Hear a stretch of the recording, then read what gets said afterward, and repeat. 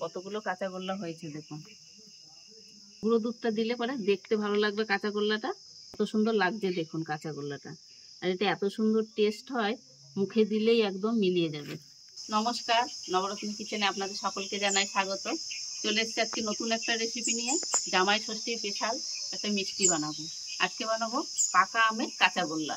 তো আপনারা প্রথম থেকে শেষ পর্যন্ত ভিডিওটা সম্পূর্ণ দেখবেন, আশা করছি আপনাদের ভালো লাগবে। এই যে কাঁচাগোল্লা বানানোর জন্য পাকা আমের দুটো পাকা আম নিয়েছি। এই আম দুটো প্রথমে ধুয়ে আমি ছাড়িয়ে নেব। আমের বোটাটা এরকম করে কেটে আমি সাইড থেকে কেটে নিচ্ছি।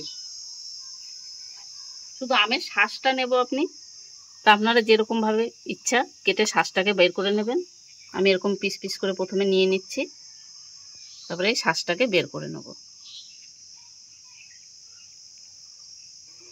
এরকম করে আরেকটা মিক্সির বাটি নিয়েছি, এই শাঁসটাকে আমি পেস্ট করব, ওই জন্য এর বাটিটার মধ্যে একবারে নিয়ে নিচ্ছি।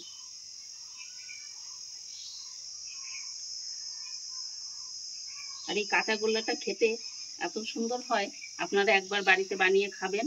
তোমার জামাই আসলে বাড়িতে বানিয়ে দেবেন, দেখবেন জামাই খুব প্রশংসা করবে।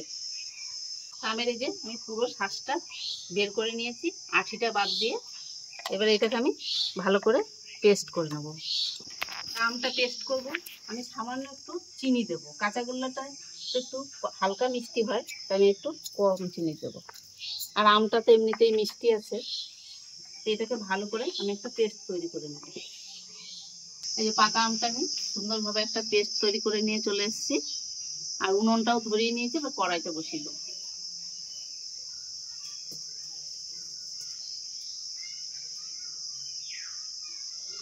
এখানে আমি পাকা আমের কাঠটা কড়াই দিয়ে দিচ্ছি। কত সুন্দর রং হয়েছে না পাকা আমের।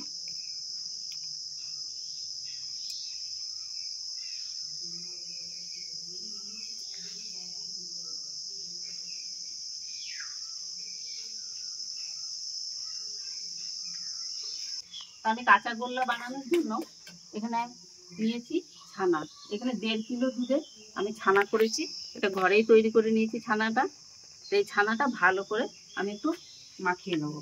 আর আমাদের অন্যান্য ভিডিওতে ছানা বানানোর রেসিপিটাও আছে, ওটাও যদি দেখতে চান ডেসক্রিপশনে দিয়ে দেবো, ওটাও দেখে নেবেন। আমি ভালো করে ছানাটাকে একদম সুন্দর করে মাখিয়ে নেব, একটু যেন গুটি গুটি না থাকে।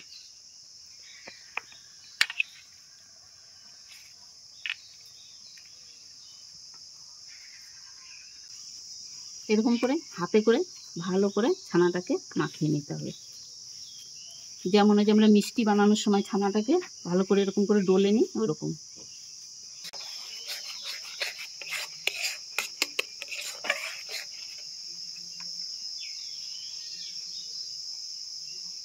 আমার ছানাটা সুন্দর করে আমি একটু মাখিয়ে নিয়েছি।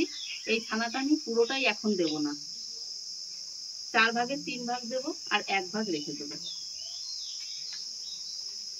যেহেতু কাঁচাগোল্লা বানাবো, তার জন্য এটা সবার শেষে দেবো।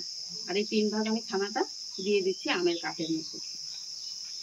এবার সুন্দর করে মিক্সড করে কিছুক্ষণ জাল করব। একদম আমের সঙ্গে সুন্দরভাবে মিশিয়ে নিতে হবে।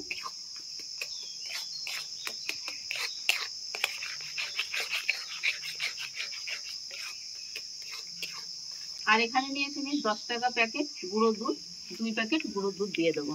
গুঁড়ো দুধটা দিলে কাঁচাগোল্লাটা খেতে দারুণ একটা টেস্ট হয়।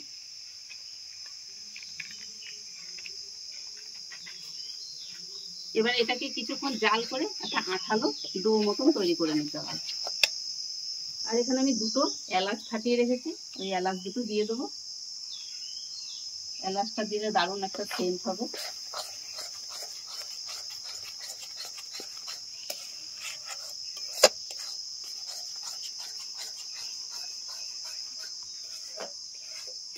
আমি এখানে 1 চামচের একটু কম একটু ঘি দিয়ে দেবো।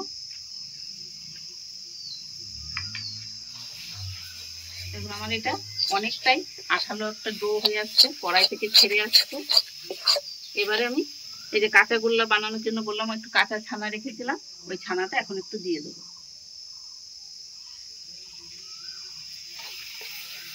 যে আরো কিছুক্ষণ একটু ভালো করে এটা মিশিয়ে নেব। এর সঙ্গে আপনারা চাইলে একটু ইয়েলো ফুড কালার মেশাতে পারেন। আমি মেশাইনি, কারণ এটা ঘরেই খাবো আমরা। তা আপনারাও যদি ঘরে খান তাহলে না মেশালেও হবে, আর ফুড কালারটা দিলে একটু দেখতে ভালো লাগে। আমার এই যে দেখুন কত সুন্দর ডোটা তৈরি হয়ে গেছে মিষ্টির জন্য। এবার আমি একটা প্লেটে নামিয়ে নেব। কড়াই থেকেও ছেড়ে আসছে, কড়াইতে এবার নামিয়ে নিচ্ছি নিচে। একটা প্লেট নিয়েছি, প্লেটে আমি এটা কিছুক্ষণ ঠান্ডা হতে দেবো।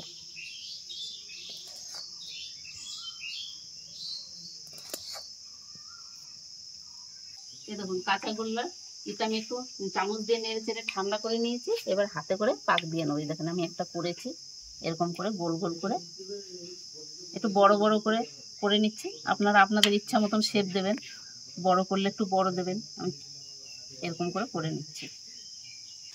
সুন্দর পাক হয়েছে। এরকম করে করে আমি সবগুলোই তৈরি করে নেব।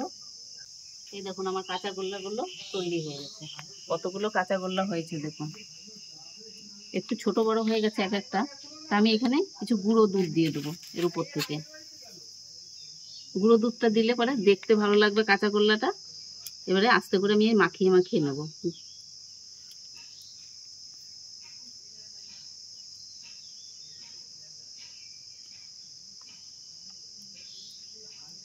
এরকম করে মাখিয়ে মাখিয়ে,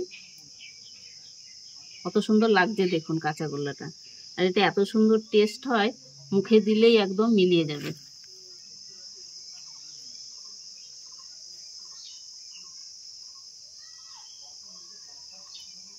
এই দেখুন আমার দারুণ সুন্দর করে।